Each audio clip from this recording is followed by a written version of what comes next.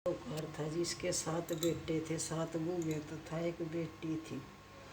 दीपावली से पहले कार्तिक वदी अष्टमी को 7 बूढ़े अपनी इकलौती ननद के साथ जंगल से खदान से मिट्टी लेने गई। जहाँ से वे मिट्टी खोद रही थी वहीं पर श्याऊ शेर की मांद थी।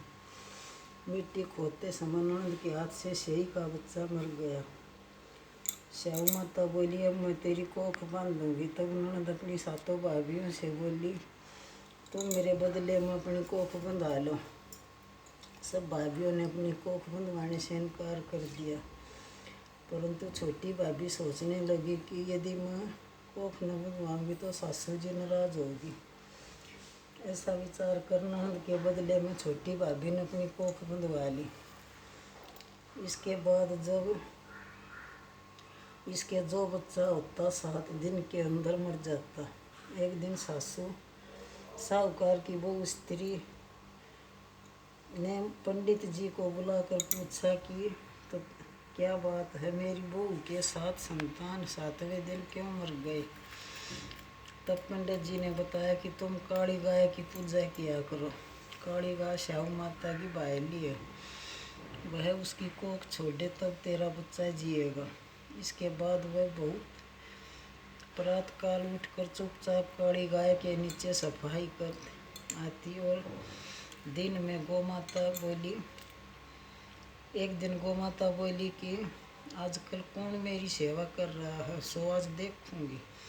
गोमाता खूब तड़के जागी तो क्या देखती है कि साहूकार के बेटे की बहू उसके नीचे सफाई कर रही है। गोमाता उससे बोली कि तुम किस चीज़ की इच्छा है जो मेरे इतनी सेवा कर रही हो, मांग, क्या चीज़ मांगती है। तब साहूकार की बहू बोली कि श्याऊ माता तुम्हारी बायली है और उसने मेरी कोख बांध रखी है, उसने मेरी कोख खुलवा दो। गोमाता ने कहा, अच्छा, तब तो माता 7 समुद्र पार है उसकी बायली के पास उसको लेकर चली। 7 रास्ते में कड़ी धूप थी, इसलिए दोनों एक पेड़ के नीचे बैठ गई। थोड़ी देर में एक सांप आया और उसी पेड़ पर गरुड़ पंखनी के बच्चे थे, उसको सांप ने मारने लगा। तब साहूकार ने की बहू ने सांप मार कर ढाल के नीचे दबा दिया और बच्चों को बचा लिया।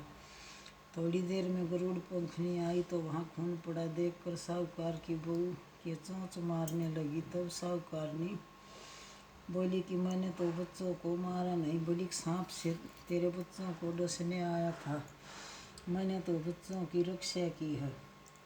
यह सुनकर गरुड़ पंखनी खुश होकर बोली कि मांग तो क्या मांगती है। वह बोली, 7 समुद्र पार श्याऊ माता रहती है, मुझे तू उसके पास पहुंचा दे। तब गरुड़ पंखनी ने दोनों को अपनी पीठ पर बिठाकर श्याऊ माता के पास पहुंचा दिया। श्याऊ माता ने देखकर बोली कि आप बहन बहुत दिनों बाद आई। फिर कहने लगी कि बहन, मेरे सिर में जुएं पड़ रही हैं। तब सुरई के कहने पर साहूकार की बहू ने सलाई से उसकी जुएं निकाल दी। इस पर श्याऊ माता प्रसन्न हुई और बोली, तेरे 7 बेटे और 7 बूढ़े हैं। वह बोली कि मेरे एक भी बेटा नहीं, 7 कहाँ से होंगे। मेरी कोख तो तुम्हें बांध रखी।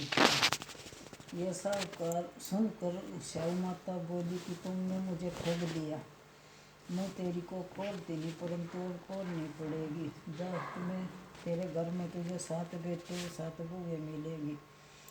तू जाकर उजमन करना, 7 वही बनाकर 7 कढ़ाई करना। और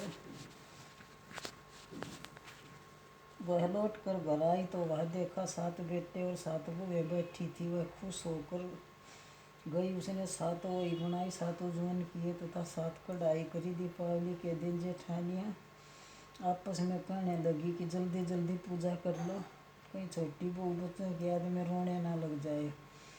थोड़ी देर में उन्होंने बच्चों से कहा कि अपनी चाची को घर जाकर देखो, वह अभी रोई क्यों नहीं।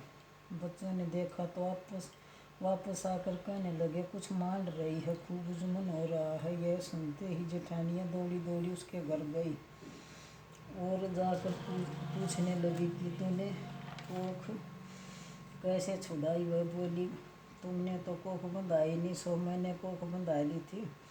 अब स्याऊ माता की कृपा से मेरी कोख खुल गई।